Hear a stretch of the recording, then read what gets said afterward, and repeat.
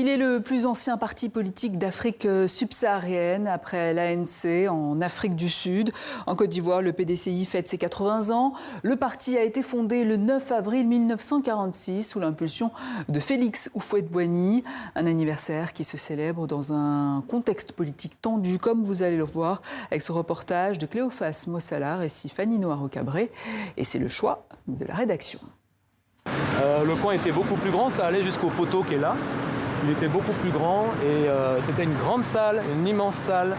De l'Étoile du Sud, il ne reste aujourd'hui plus rien. Ce bar dancing, fondé en 1930 par le grand-père de Christophe Cassi, a été détruit l'an dernier. Seul ce mur marque l'emplacement de ce lieu où l'histoire politique ivoirienne s'est pourtant écrite. Le 9 avril 1946, ça fait donc 80 ans, le PDCI naissait tout juste à côté ici.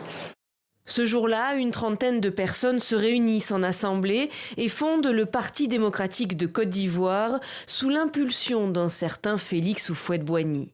Le PDCI va diriger le pays pendant près de 40 ans, de son indépendance en 1960 jusqu'au coup d'État du 24 décembre 1999. L'Étoile du Sud n'appartient pas qu'au PDCI, elle appartient à toute la Côte d'Ivoire parce qu'à travers ce parti historique, objectivement historique, d'autres partis sont nés à partir du PDCI et peuvent se reconnaître aussi dans ce processus d'indépendance. Désormais dans l'opposition, le PDCI est en perte de vitesse. Ses résultats ont chuté lors des dernières élections municipales et législatives. Défections, critiques, le parti fait face à une crise interne que ses cadres ont tenté de calmer aujourd'hui lors du lancement des festivités. Ce lancement ici, aujourd'hui, est un signal. Un signal adressé à tous ceux qui nous ont enterrés trop vite. Nous sommes là. Mais ça, c'est quoi? Ce qu'on voit maintenant, c'est quoi? C'est des petits soubresauts, on sait, et puis on s'attend un peu à ça. Donc nous, ça ne nous étonne pas, ça ne peut pas nous empêcher de fêter. Loin de là.